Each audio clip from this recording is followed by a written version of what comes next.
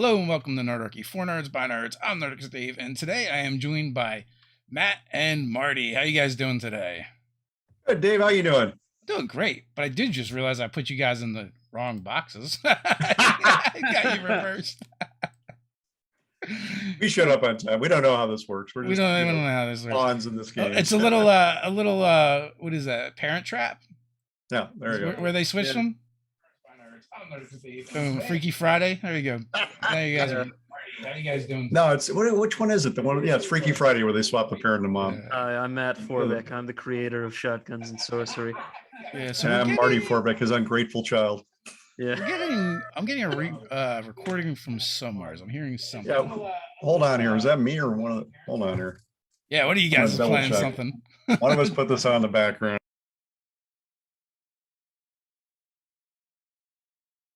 You're the culprit. There's always someone that does it. It happens inevitably. I'm Marty Forbeck, his ungrateful child. But it's not a big deal. There we go. Technology. I quit everything except for. There we go. I quit everything except for Zoom. So now we're good. There we go. There. So how are you gentlemen doing together today? And before we get started, if you could each kind of like introduce yourselves and tell us a little bit about each of you, and then we'll just take it from there. Marty, you want to go first this time? Okay. Am I not Matt Forbeck anymore? You're not. You're now okay. Clearly Marty. I'm Marty Forbeck. I'm Matt Forbeck's son, his ungrateful son, as I was so graciously described.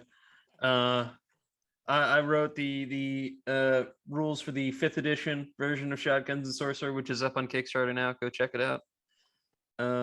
Nice place. And I also did some of the stuff for the Cypher System version of the game. So yeah. Marty's a recent graduate from University of Wisconsin-Madison in 2019 and has been working on RPGs throughout the pandemic. So my name is Matt Forbeck. I'm the proud father of my wonderful son, Marty Forbeck. I've been working on role-playing games and novels and tabletop stuff and video games for decades now. I don't even know what the hell I'm best known for. I used to run a company called Pinnacle Entertainment Group, which did Deadlands and Brave New World. I've written Halo novels, a couple editions of the Marvel Encyclopedia, Shotguns and Sorcery, obviously, Brave New World role-playing game, which is Dystopian Heroes, Blood Bowl novels, D&D books of all types, including the Endless Quest books.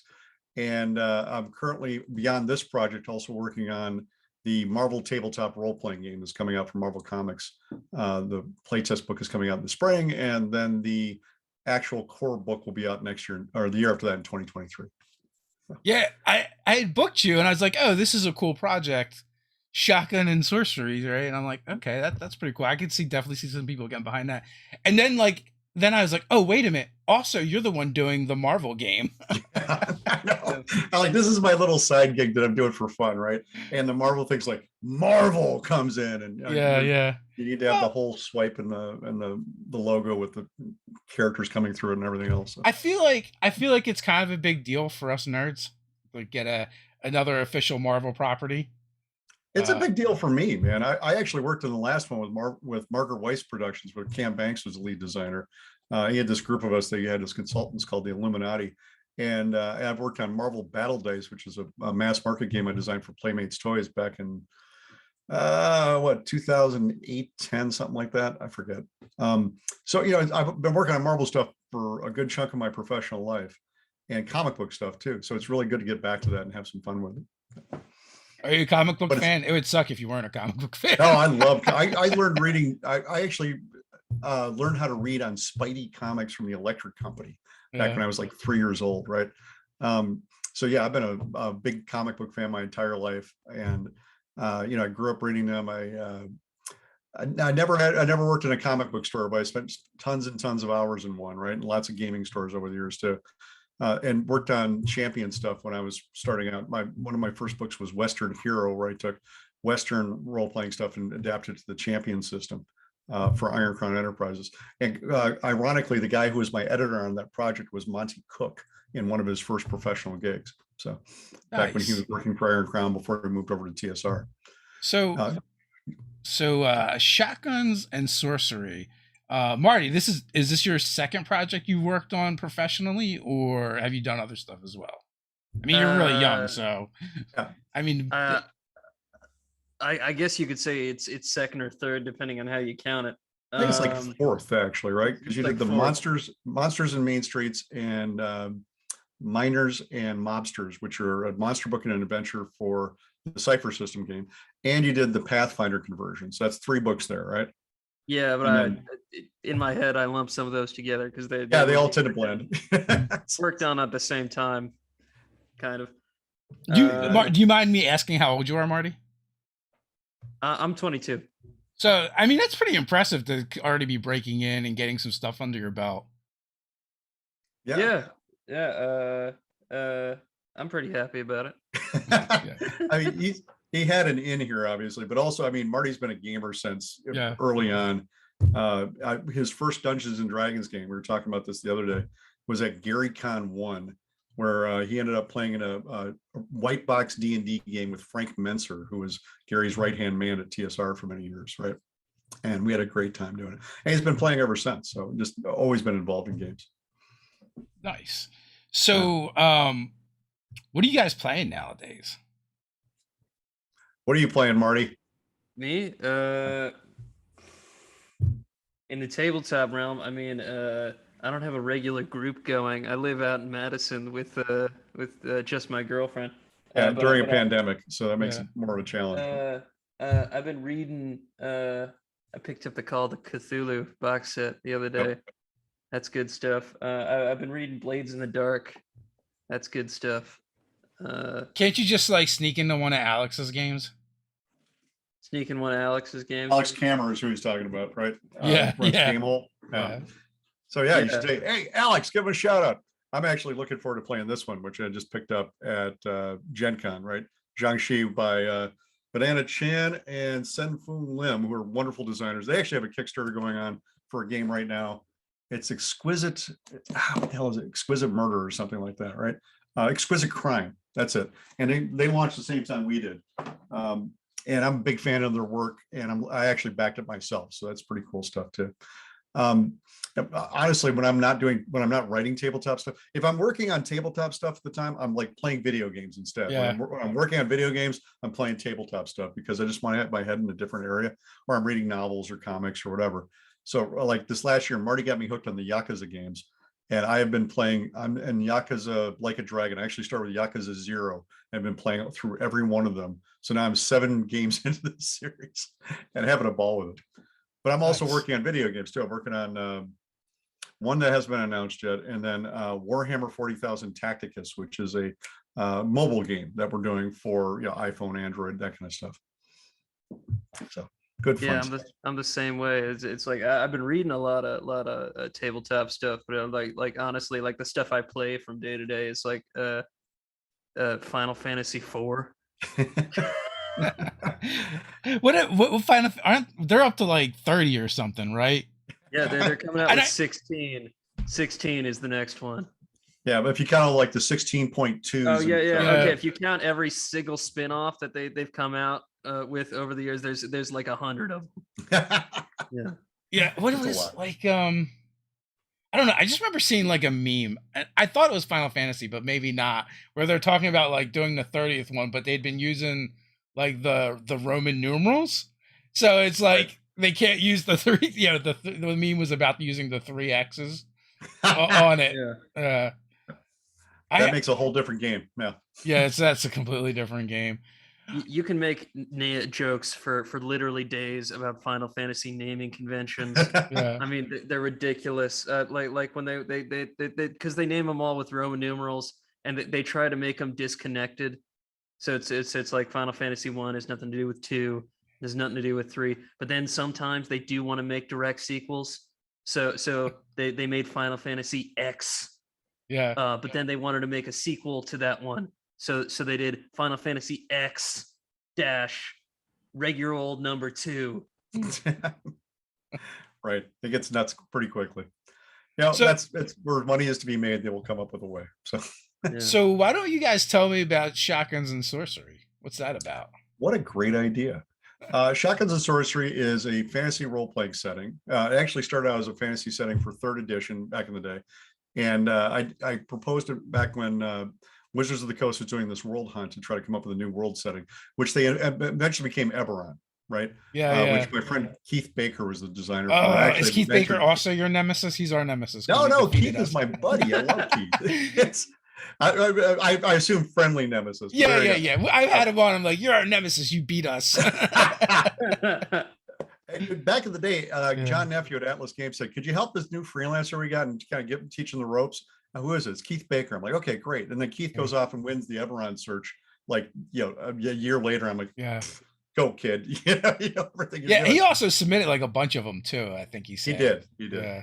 But and then he won that. He's done some great work since then. All sorts of great games, Illimat's and the Adventure Zone board game and everything else. So, and I get to write a trilogy of the Eberron novels when the thing came out. So I was really excited about that anyway.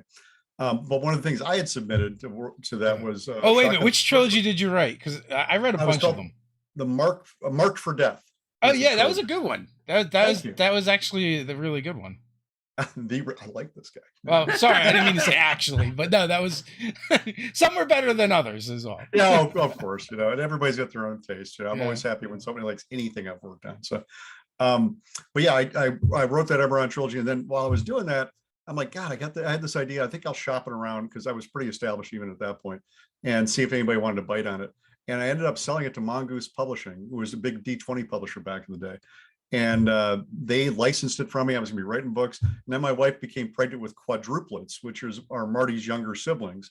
And I had to shelve it because obviously I was pretty busy in those days. I was also I was a line developer for the the Lord of the Rings role-playing game with Decipher back then too. So amongst that and trying to raise 5 children under 4 years old at the time, I didn't have time to get to the role playing.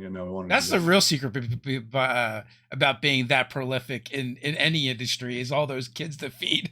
Yeah, well, that motivates you. You're like, people are like, what keeps you writing? I'm like, I have this mortgage over here, and I'm like, grocery bill over here, and the tuition over here, and it adds up pretty quickly. So, what you have to get on the treadmill and keep running. Otherwise, I have to go get a job for somebody, and I don't like doing that. So, I've generally been my own boss most of my life. Like, with a small exception, when the quads were born, I ended up working for Human Head Studios as the director of their adventure game division, just for health insurance. Because my wife was off work then. I'm like, as soon as she was like going, I want to go back to work, I'm like, I quit, gave my notice. Here's your 2 weeks. See you guys later. Love you all. If only we had health insurance options that weren't tied to a job. It doesn't make, we would have so many more creators out there, right? So many more small businesses, and small businesses wouldn't be worried about how they're going to pay for the insurance for their employees, right? It gets really crazy. As a small business owner, I would definitely feel relieved if I didn't have to compete with other companies that can offer health insurance. Right. And people get jobs where they're like, I can't leave this job now, and I can't do the thing I want to do or follow my dream because I can't leave the benefits. Yeah. Right. It's ridiculous. Yeah, it is a trap. So yeah, Shotguns and Sorcery I decided to sell to Mongoose. It didn't work because of the too busy. Then Robin Laws asked me for a short story, and I dusted off Shotguns and Sorcery and wrote a short story for him for The New Hero, which is an anthology he was doing with Pelgrane Press. Stone Skin Press was actually their imprint. And I love doing it. So I'm like, I got to get back to this. So in 2012, I decided to run a series of Kickstarters where I ended up, I was going to write 12 novels that year, right? I called it 12 for 12, 12 and 012. And they were 50,000 word novels, they're a little bit shorter than normal. And I broke them up into 4 trilogies. And the second trilogy was Shotguns and Sorcery. We ran a Kickstarter for each one of those, and they all fun.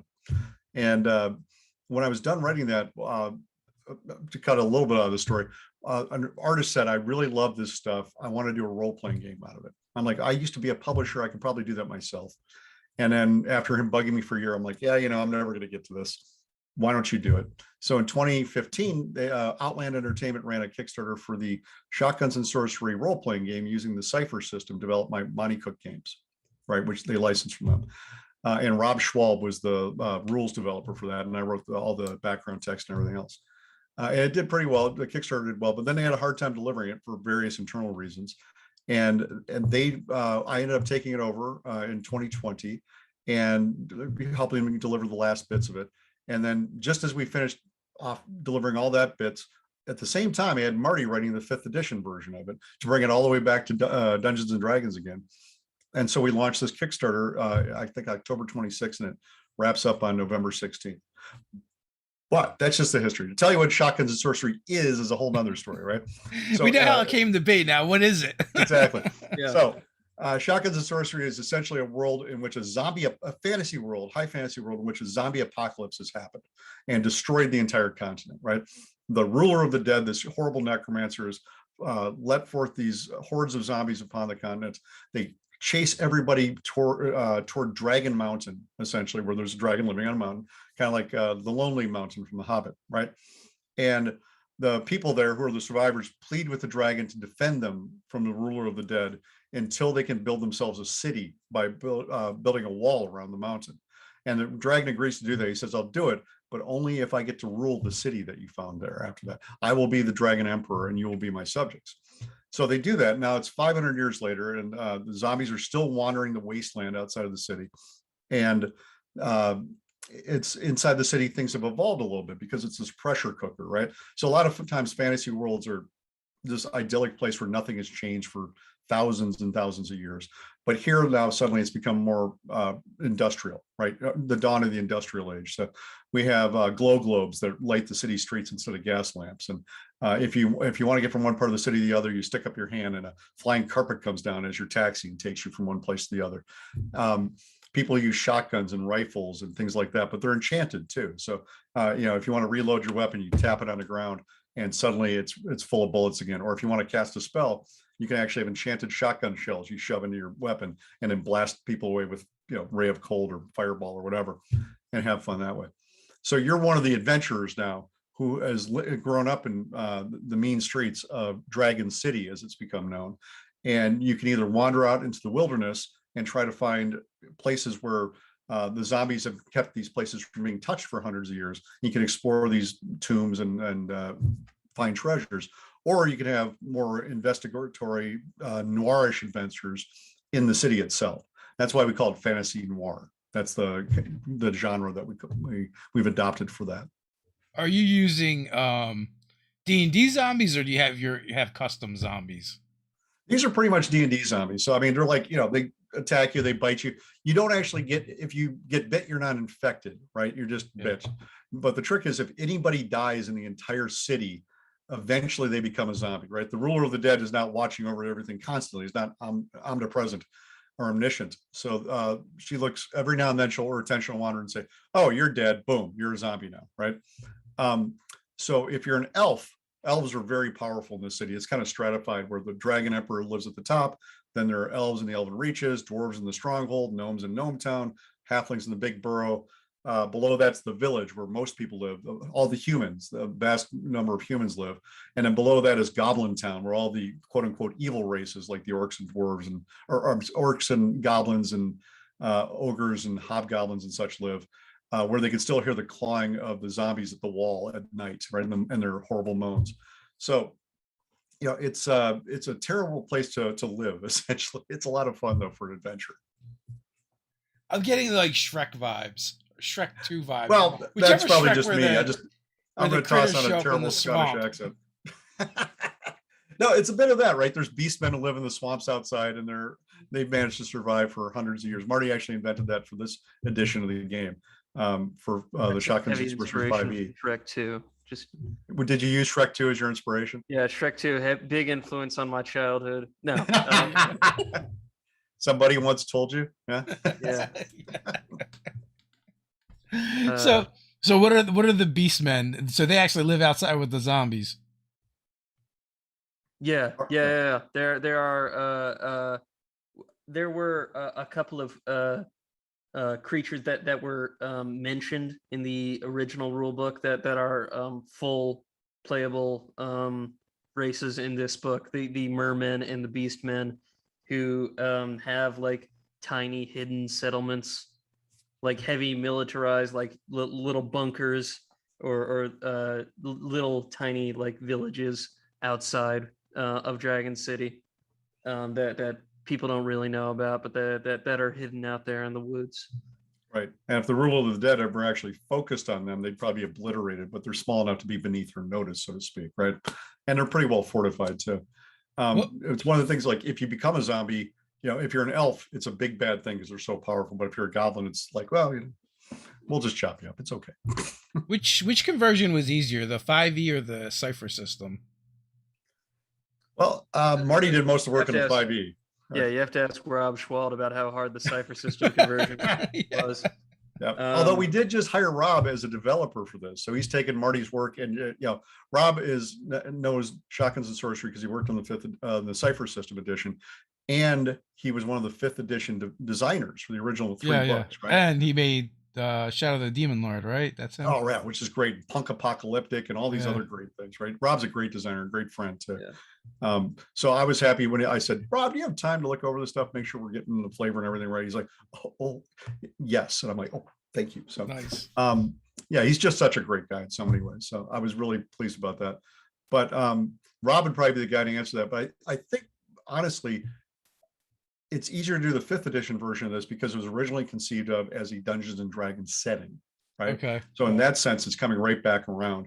When we were developing the Cipher System version, it was a little bit trickier because the Cipher System has like different economies, right? There's this whole thing with ciphers, which are like these little one-use magic items that you kind of collect, and you eat them like candy, right? You just spit them out and just keep using them as little bonuses throughout the game. But you can do that because you know there's always more around the corner. Whereas in D&D, it's like, no, I have the +12 sword of spiting dragons or whatever. And, they're much more unique and individual. So in that sense, Shotguns and Sorcery cues closer originally to Dungeons and Dragons than it did to the Cipher System.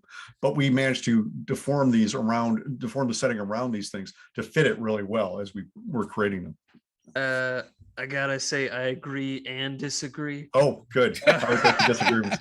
No, these are my favorite things, right?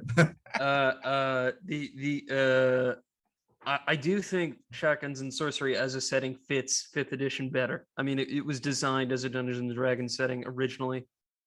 And for Cipher System, it was like there was a certain amount of chopping and screwing that needed to be done to bring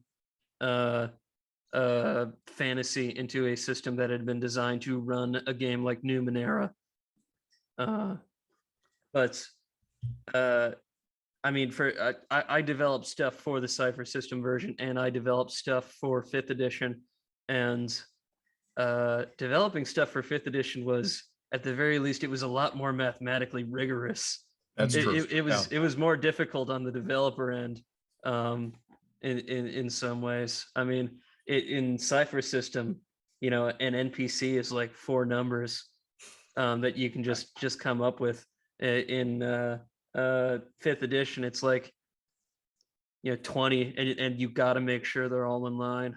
Right. You almost need an engineering degree. That was actually, I remember I was designing stuff for 2nd edition Dungeons and Dragons back in the day, right? Wrote a bunch of books for it. And then 3rd edition came out, and it's like, suddenly I got to break the engineering side of my brain out for this, right? Because it used to be, you just kind of go, yeah, the wizard, the bad guy is kind of like this.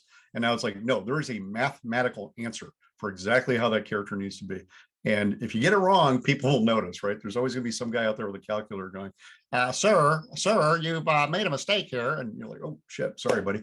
Back in those days, there have been a lot of them, too. A little zombie horde of them with their calculators. Exactly. And now, people are a little bit more forgiving. There's a much broader range of people playing the game. But Marty's absolutely right. It can take you a long time to actually design a high-level character in Dungeons and Dragons in 3rd, 4th, or 5th edition. Is like a half-day adventure by itself, right? If not longer. Whereas in Cipher System, it's like, here it is. It's 4 numbers and a few tweaks, and you're done, right? So it's a lot easier to develop for in that sense. Yeah, I mean, I haven't developed anything for Cipher System, but I guess it's almost a year ago. We had ran a stream game for Cipher System called Moon Rises, and it was just like, nice. It was a mix of Thundar the Barbarian, the old Flash Gordon cartoons, and like 2020.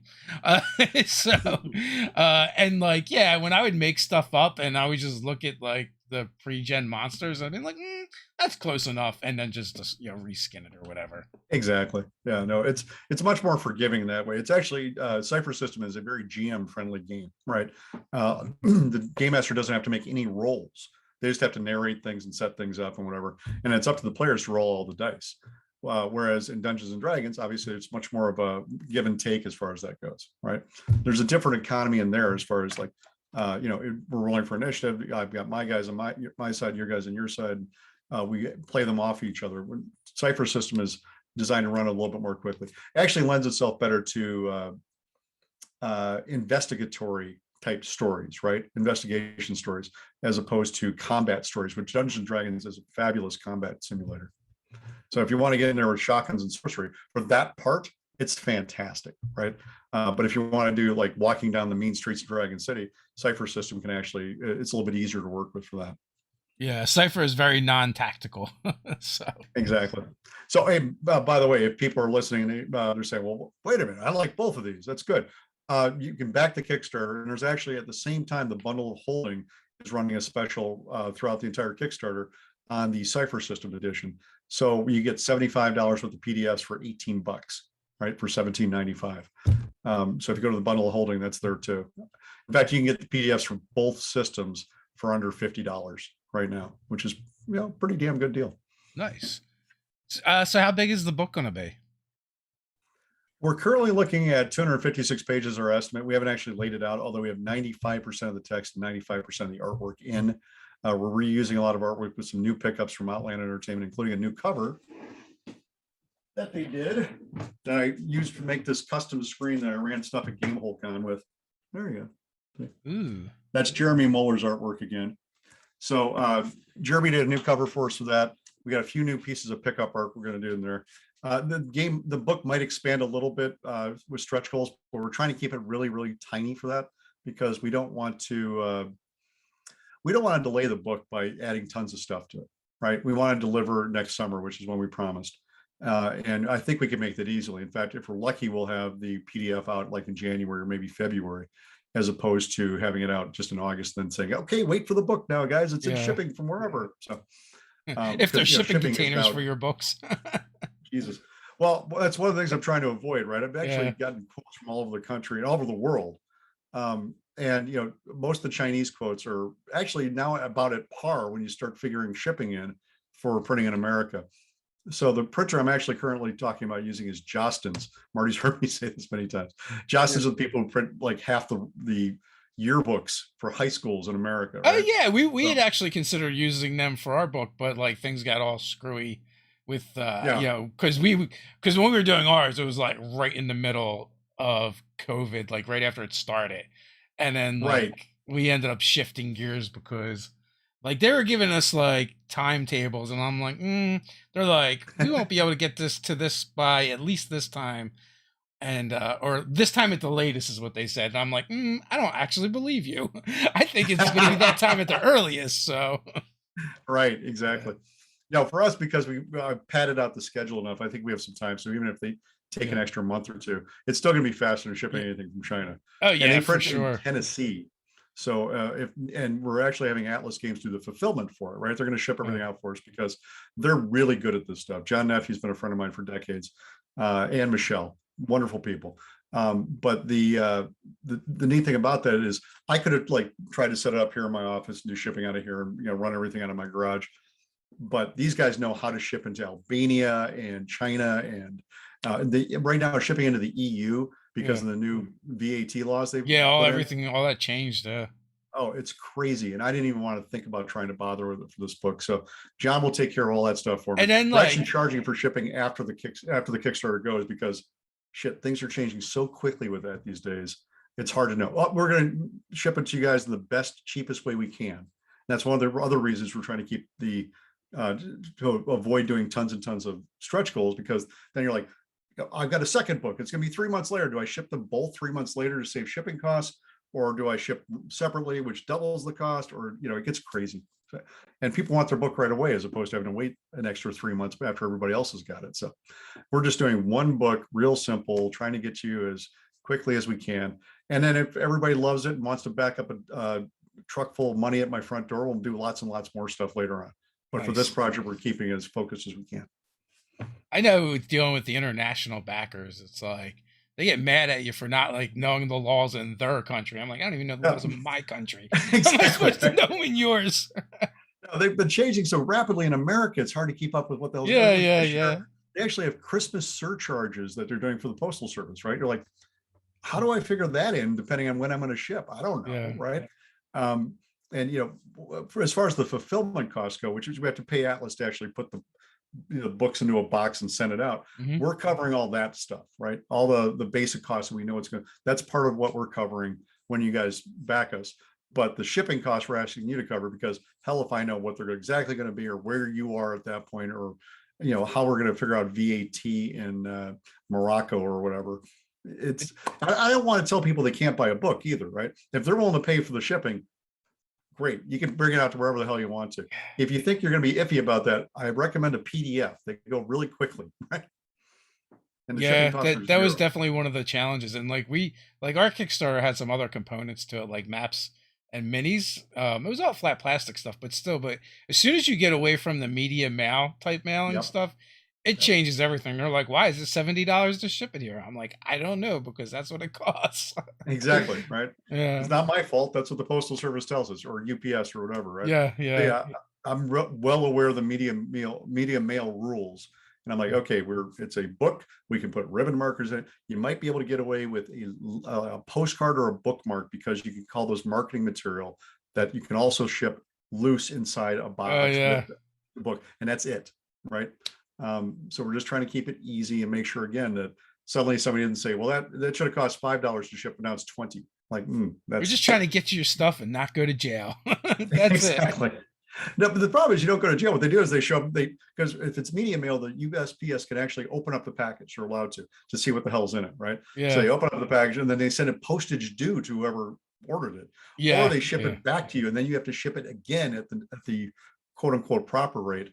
And then your postmaster is looking at everything you ship out at that point, right?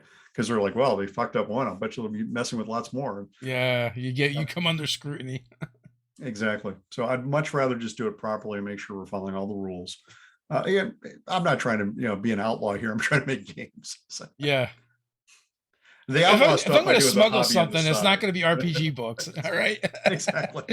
Make at least have something be lucrative. Exactly. Yeah. This is fun, guys. It's not. We're not going to retire to Tahiti on this. So. Yeah. Nice. Unless the Kickstarter goes really well. So come on back. It's okay. Yeah. So this project's been in the works for quite some time then.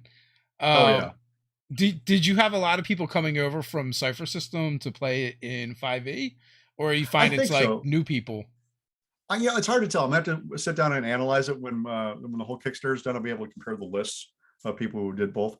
A lot of people are excited about the Cypher System. I think we're going to have a lot of new people, and maybe a third to a half the people who did the Cypher System, is what my gut says, are going to come over to the 5th edition version. Most people who play this kind of stuff are people who are if you're playing the Cypher System already, you're a gaming omnivore anyway, right? Most people didn't start with the Cypher System. They started on something else like D&D. So for that, again, for them, it's kind of like coming home to a game they already know. I've had a few people step up and say, is there anything new in this? I already got the Cypher System thing and I already played. I'm like, there's a little bit new. One guy actually asked me to go through, Marty, and make a PDF of the new stuff. I'm like, oh man, that would be tricky, because a lot of it's just woven into this stuff that Marty had done some new stuff for, and I'm like, not exactly sure how I would weed that out as like an upgrade or whatever for just the lore guys, right? Yeah. But it would be a lot of work, and I mean, it would be probably pretty dull to read. It's like, oh, now the bugbears can do this. You're like, okay. Yeah. It'd be a lot of work, time, and energy for like 4 people. Yeah, exactly. Be interested, because as much as I love those 4 people. Yeah. I'll buy them a beer next time and not have to do this. It'll be a lot simpler. They can harass you at cons and have you give the oral tradition. Exactly. Oh, I get plenty of that at conventions. It's always like, and let me tell you another. But even better, now you can tap Marty and be like, oh, and Marty actually did that, and then you can wander off. That's right. Marty, watch you deal with the customer service here. It's his fault. Marty's just gonna say, he raised me, goddammit. Yeah. What's the next con you guys are gonna be at?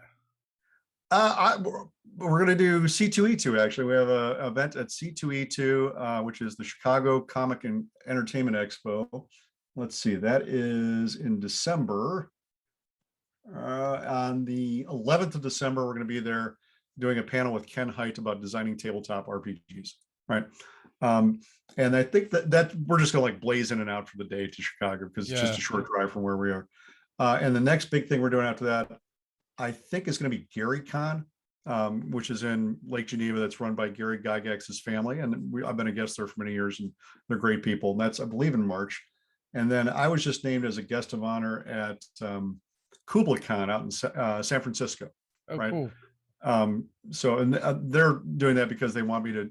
They're trying to get Marvel to debut the role playing game there. I'm like, good luck, guys. I'll be your guest either way. It works that way, but it's tough because Marvel's owned by Disney and it's a giant, and so for them to look down and say yes, and then things move slowly occasionally, right? Yeah. And then they move really quick too. So, I've had a great time working with the guys over there. But, so is Marvel themselves actually producing the game? Like, yes, it's actually being published by Marvel Comics. Right? Yeah.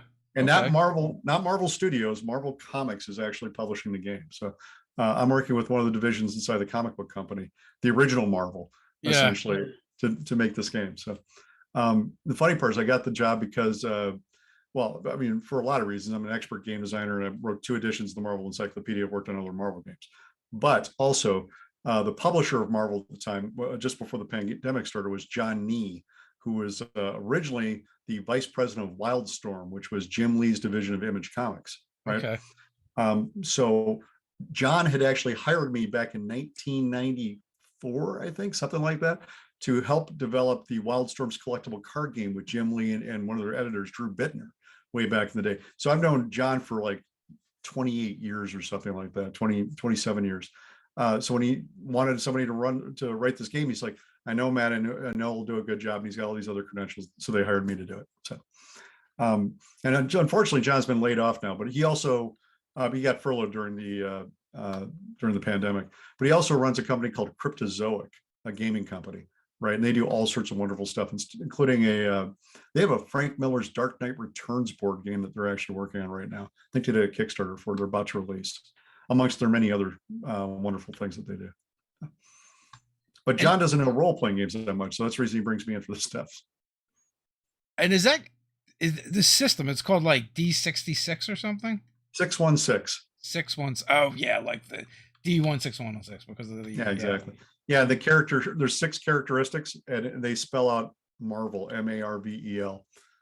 So it's might, agility, resistance, valor, I think, ego, and I'm gonna blow the last one.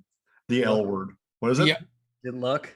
I don't think it's luck. Oh, this is, as soon as I get done with this, I have to go back to working on the I just got a whole bunch of playtest reports in from private playtesting with people, so I have to go back and do it all.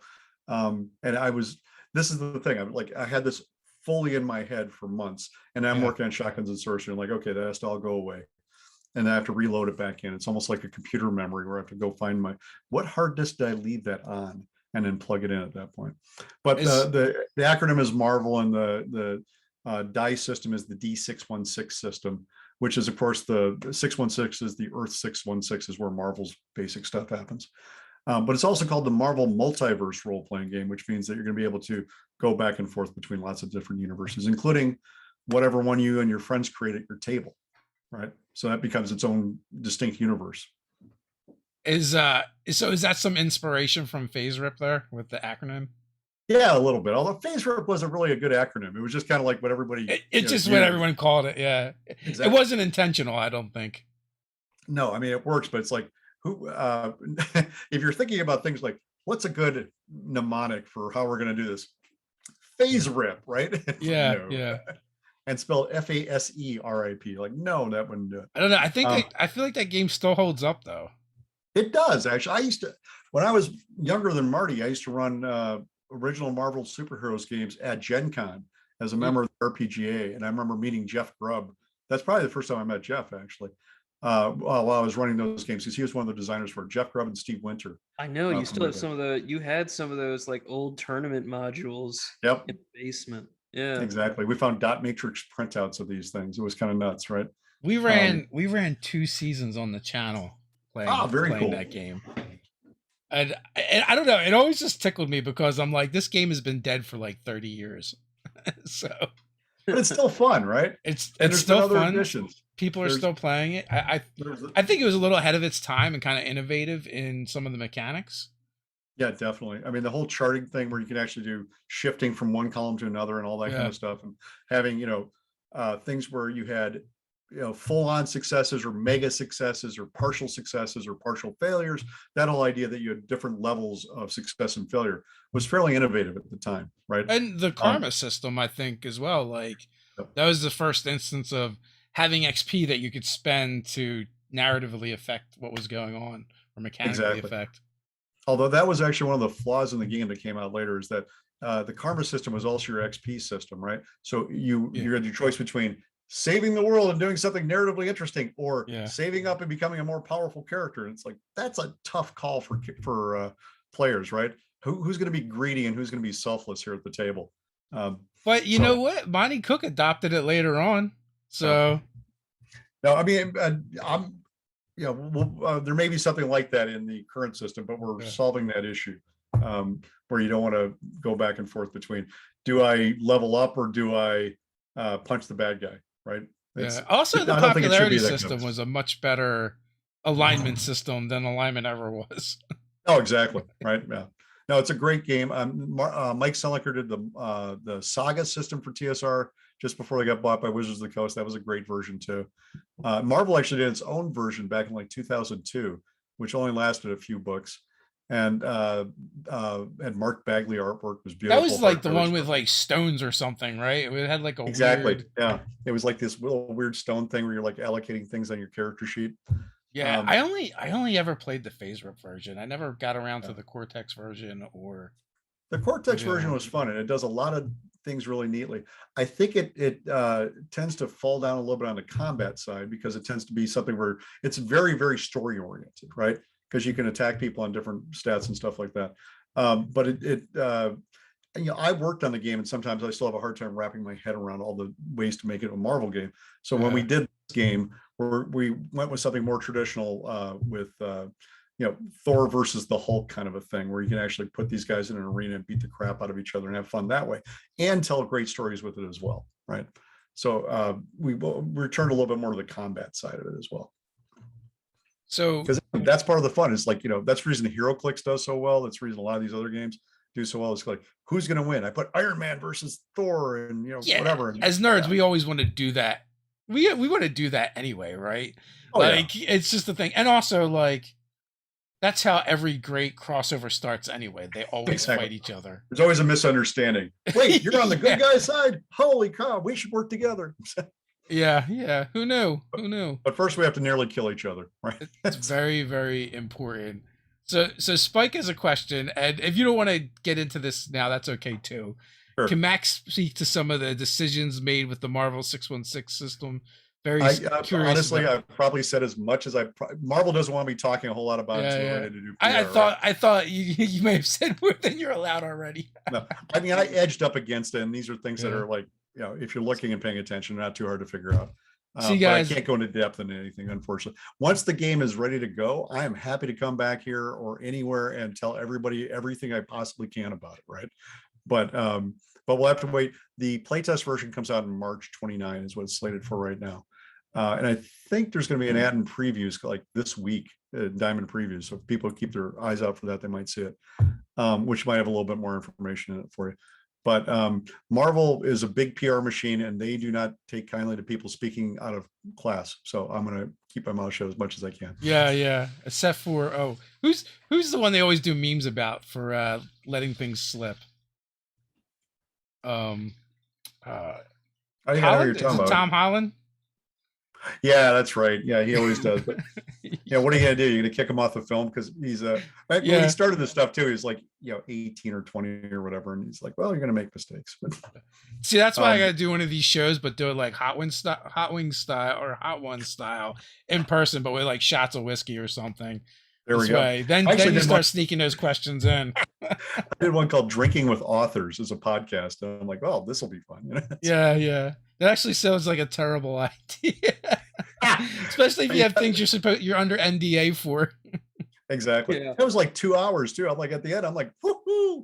I went and did another podcast after that. Like, well, guys, I want to warn you. Like, Yeah. okay, we're half sloshed anyway. It's all right.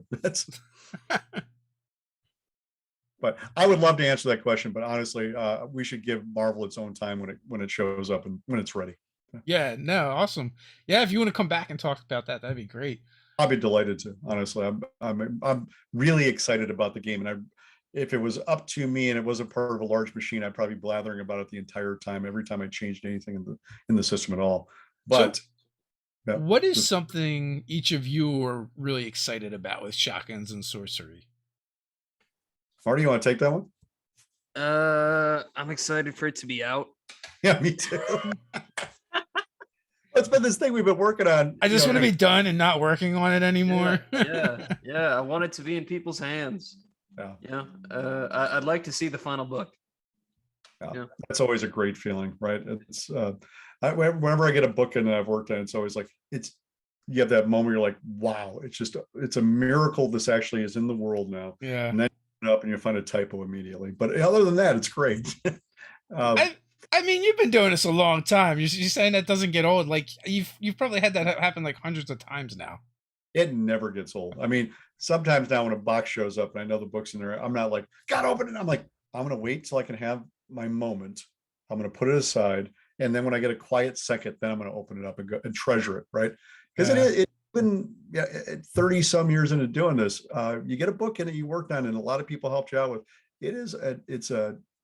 It's an honor to be involved in at that point. And it's a miracle. If you've been involved in any creative stuff, you know how many things fail and never see the light of day, right? With role-playing games, it happens less often because it's a smaller group of people. The budgets are much less. But Jesus, on the video game side, I've worked on a lot of projects over the year, a few dozen, and literally half of them never even were announced, much less were produced, right? So it's always kind of amazing when anything gets out there, any kind of creative effort at all sees the light of day. And that's one of the reasons I tend not to trash other people's work in public. I mean, not everything's for me. I don't love everything I read or play or whatever. But, I try to respect the effort that went into it, even if it's not for me, whatever the hell it happens to be. Right. Yeah. That's one of the reasons we really don't do reviews on our channels. Cause I mean, because we'd only do reviews about things we would like, or maybe things that people paid us to do. And then it doesn't feel very authentic. And we just don't like to crap on other people's stuff when there's so much stuff we can talk about that we already like. So exactly. Yeah. I had a long policy for many years and still stick to it. I only review things I love. Right. Yeah. And if somebody says, I want you to review this, I can't. It's better for you that I don't. Right. That's about as much as I want to say to you about it. But it's much better that I don't. If you want me to privately tell you what I think is wrong with this, I'd be happy to, so you can improve next time. But I'm not going to go out there and give an inauthentic review for something that I don't like. Right. And you don't want me to brutalize you in public, believe me. It might be fun for me and might be fun for people to watch, but it's terrible for the people it happens to. So Marty, you're kind of like fresh out of school. Did you go to school with the intent of getting done and doing this stuff? Not exactly. I didn't go to school to get a degree in shotguns and sorcery. But I would actually go to that school, but yeah, that'd be a good school. But I went to school to get a degree in writing, and from that to this, it was a pretty smooth transition.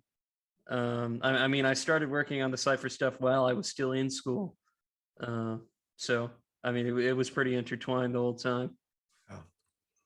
Yeah, it's been kind of wild watching you get into this, and part of it is I always make jokes about it. I'm like, why would you want to do this for a living? Yeah. But the trick is, I think, because you grew up watching me do it, right? You should know better. But on the other hand, you also watch me love what I do, and I think that may have infected him. Not all of my kids want to do this. Marty's the only one who wants to be writing tabletop games. Patrick is actually studying to do video games, and I think would also like to do tabletop games at some point, but really loves video games as well. So your kids all go off in whatever direction they want to. But I think Marty just kind of watched and saw that this was fun, and he enjoyed it. So I'm happy to help him out if I can. Yeah, I like games. I like games writing. Yeah. What are some of the things you want to work on going forward in the future? More games. I mean, do you like have a wish list, like particular properties, or Yo, genres. Man, there was I'm not picky. No, but this is this thing where it's like, put it out there into the universe and see if it comes back to you, right? What would be your dream property to work on? I mean, we got contacted by I can say this because they contacted us once and then they dropped it, and then I'm 100% certain that they're never coming back. We got contacted at one point by some guys who wanted to make a Metal Gear Solid role-playing game. Man, if I could have worked on that, I would have. I would have done anything. I would have changed my entire life. I would have moved to work on that game. Man, I love Did they Metal have Gear the Solid. license to do it? And maybe that's why you haven't heard back from them. They had the license to do it. It's just Ah. Konami and whatever. I They had guess a license for a lot of things, and they thought Yeah. maybe they should do a role-playing game with it as well. Okay. But never going to happen at this point. You Yeah. say never going to happen. It's a long life. You never know. Yeah. Yeah. I remember that. The glow in your eyes was really kind of fun. So. Yeah. But yeah, we got Brave New World was a game my dad worked back in the 90s.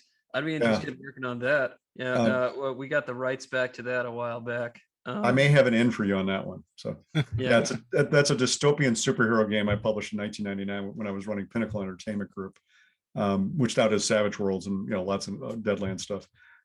So I did get the rights back to it, and honestly, would probably have been the Kickstarter we were doing right now, except that I ended up doing the Marvel game, and I didn't think it was a good idea to be doing two superhero games at once. kind of competing with yourself there. Yeah. Well, Matt, how did you break into the industry? I kind of grew up in it. I grew up in southern Wisconsin. I tell people sometimes if I grew up in LA, I'd have been in movies. If I grew up in New York, I'd have been into traditional publishing. But because I grew up 40 miles away from Lake Geneva, Wisconsin, where TSR was, the publishers of Dungeons and Dragons, I got into doing tabletop games, right? And Is that where you started? I did start there. I started, my first things I did, I was running games for the RPG at Gen Con. My first Gen Con I went to when I was 14 years old, and I've been to 40 Gen Cons in a row now. My first convention before that, first convention I ever went to was a Winter Fantasy in Lake Geneva that was run by TSR. And the guy who ran the first game I ever played in which was a Boot Hill game, was Steve Winter, who then went on to develop the Marvel Superheroes game, Boot Hill Second Edition, tons of other stuff. And then I actually became my editor at TSR when I was working on novels, right? And I've known Steve now for decades. He's a good friend of mine. In fact, I saw him at Gamehole Con just a couple of weeks ago. So it's kind of funny how as you age into this industry, the people that you were like having signed books for you when you're a teenager are now your peers that you're working with. But I did this stuff. I had a little mini magazine when I was in high school. I got out of college and I went over to England on a student work visa and somehow talked my way into a job at Games Workshop, working at the design studio there, where I developed Deathwing and Genestealer, which were the expansions for Space Hulk, which was one of their Warhammer 40,000 board games, which is again why I'm working on Warhammer 40,000 Tacticus now, because people there knew I had experience in this kind of stuff. And I at the end of that 6-month work visa, they offered me a full-time permanent job. And my girlfriend back in Ann Arbor, where I'd gone to college, said, this is back in the day, pre-internet really. So if you're going to do this, we should break up, because, it was $3 a minute for a phone call from the UK to the US. And it was going to break us to do this. And I said, well, screw it. Then I quit and came home. That's Marty's mom, actually, my wife of 29 years. So it worked out pretty well. And then I went back to freelance. I started freelancing a lot, and I ended up falling with this guy named Shane Hensley. And then we started Pinnacle Entertainment Group back in 1996, I guess, 95, 96. And ran that for 4 years. And then when Marty was born, we decided to move back to Wisconsin. We left the company. And I've been freelancing ever since. So just kind of broke in that way. A guy named Will Niebling was a big help to me too. And Troy Denning was the guy who mentored me in as well. Troy he writes Halo novels and Star Wars novels, but also is one of the creators of Dark Sun. And I remember I used to go up and play test games with Troy at his company Pacesetter that he did, which did Time Master and Star Ace and Chill, amongst many other role-playing games. I go do soccer practice when I was in high school, and they drive up and play test games with Troy and Steve Sullivan, Gally Sanchez, and Mark Akers, and Andrea Hayday, and the whole crew up there in Delavan, Wisconsin. And they kind of mentored me into doing it too. So I've been very fortunate to run into a lot of group of people, falling with the wrong group of people regularly, and they keep bringing me along for the fun. So it's been a hell of a long and fun career. I look Well, you back know now, what they I'm an say, old- it's not what you know, it's who you know. honestly, it's because one of the reasons that's hard to break into any industry is that people have to learn how to trust you, right? They can't Yeah. just hire you out of nowhere, train you up, and figure that that's all going to be a worthwhile investment for them. They have to know how to trust you. If they already know you and they like spending time with you, and they know that you're not just going to run off on them at some point, that's a huge bonus, right? Even if you just had like dinner with them or a drink one time, just so they know that this is a person that I can stand to be in the same room with for more than an hour at a time. Um, that's a huge bonus. So that's one of the reasons I always say, if you're doing this kind of stuff, networking at conventions is a great thing. Even if you just play D&D with somebody or whatever game, and they enjoy it and they remember you, well, that's a great in for you to say later, hey, I'd like to work on this project with you, because then they know again that you're a person that loves games, that can do things well, that can be fun to hang out with, and then maybe you're being be fun to work with as well. I remember when I broke into novels. I was trying to break into novels with Games Workshop and TSR because they had novel divisions at that point. I had written millions of words for each of them, and both the novel divisions said, "Nope, can't do it. You haven't written a novel yet." I'm like, ah.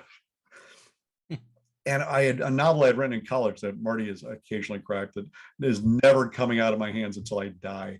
You can publish it after I my will death. publish the moment you are on your deathbed. I will show it to you. That will And I'll actually say this is going out. exactly. Well, that will revive me, so that's a good thing. If you threaten me with that, that'll bring me back from the brink of death. That's the resuscitation order right there. Exactly.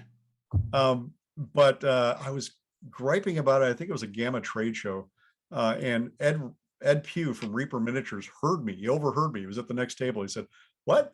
Hey, Matt, I'll hire you to write a novel."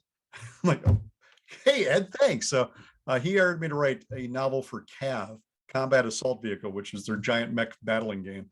And I wrote it for him and I sent it off to him. He FedExed me a check the next day without even opening his email. Right? He saw the email, showed up, FedExed me a check. And then 6 months later, the book was out, and I waved it over to the guys at TSR, which is being bought by Wizards of the Coast at the time, and at Games Workshop. And like literally within a month, I had contracts for 2 trilogies, one from each of those companies, because I was able to say, look, I approved myself, I can do this. Right. I have a novel in hand. Exactly. And then people say, how do you break into tie-in novels? Like, go write your own novel, prove that you can finish one, because everybody thinks they can write a novel, but it's like saying I can run a marathon because I've walked around the block a few times. We all have the basic skills, but actually pulling it off is something entirely different. It's like the time my wife said I could fix the dryer, and all we did was end up with a dryer and a lot of parts. Right, exactly. You're like, well, technically that's possibly true, right? Yeah. But you never know until you actually try. No, I agree. I mean, that's one of the reasons that I actually started going to conventions. I had not really been a convention goer prior to doing Nerdarchy. And, one is like, okay, I guess we should go see what this is about.